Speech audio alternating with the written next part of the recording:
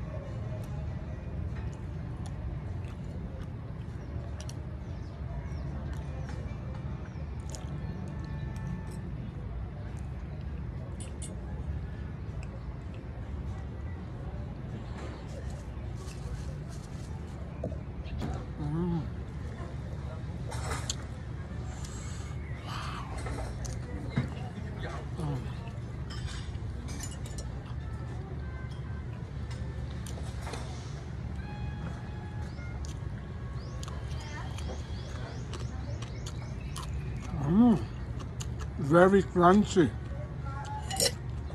Ang ilang bacon.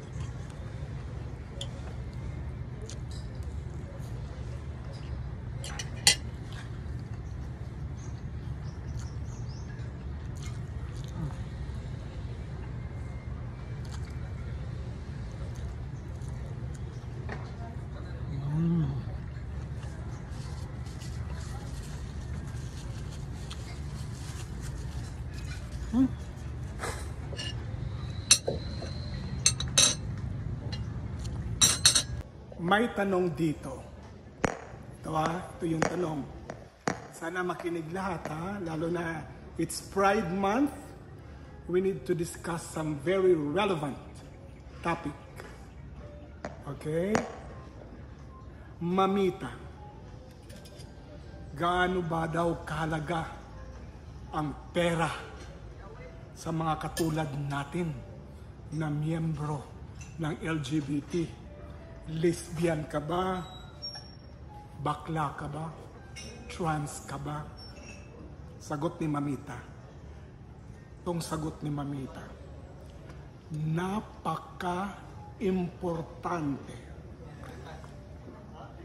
ng pera sa isang bakla, sa isang tomboy o trans.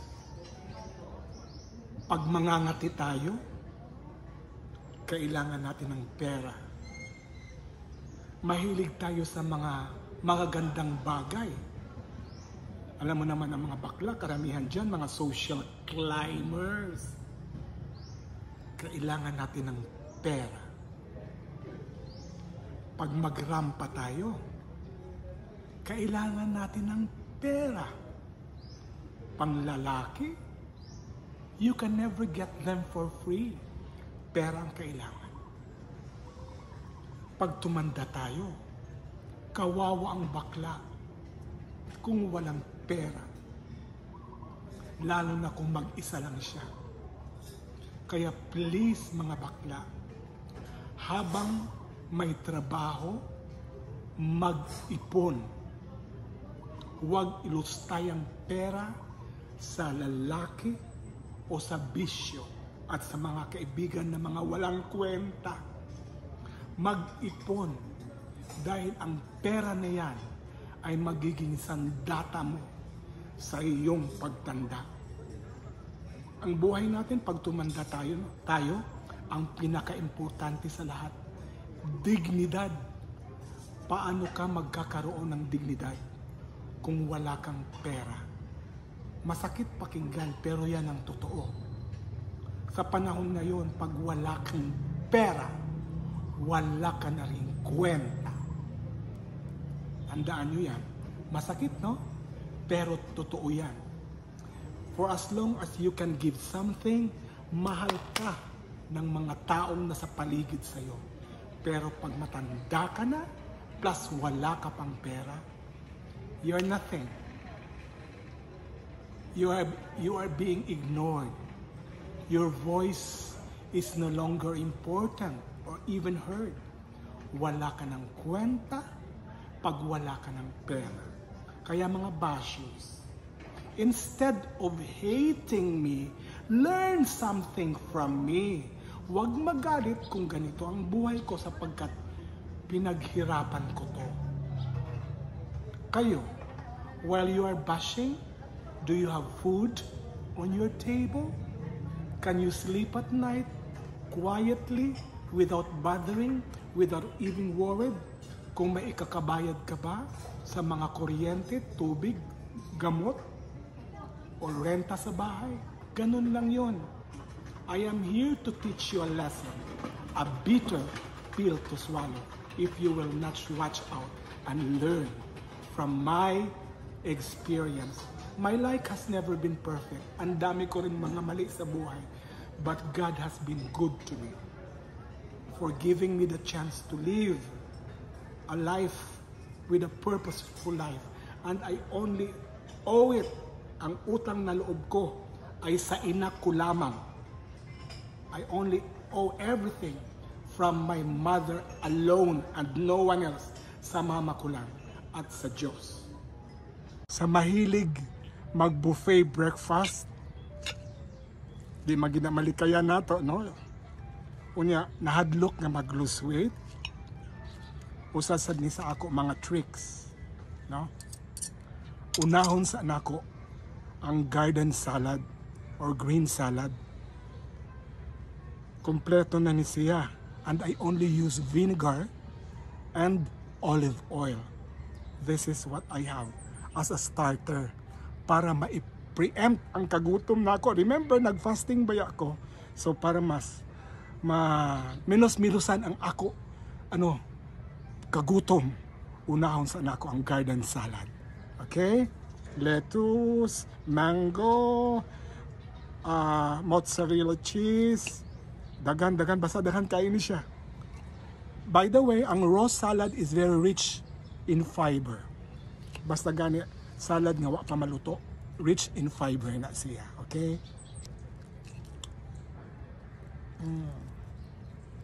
Wow.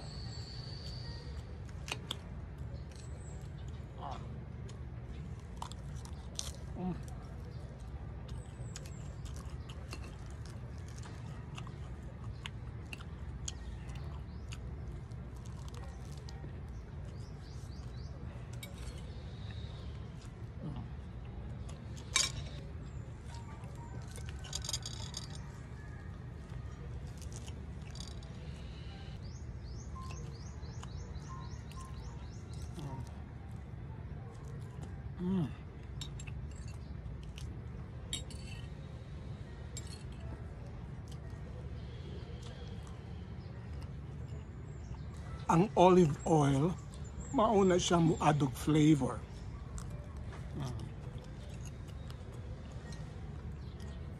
Dressing is very important. Kaya mo gamit na sa kag mga mayonnaise, kana mga Four Seasons, para sa gihapon. Murag wala gihapon kag diet. So ako, I only use olive oil, very healthy, and vinegar.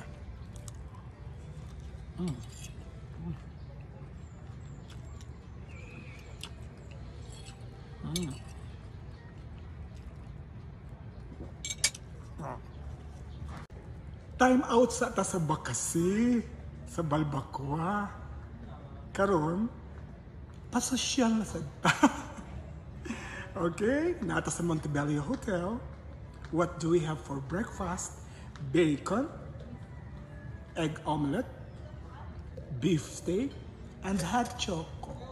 Pasosyal-sosyal na sa ng bayot nga tigulang. Okay, good morning.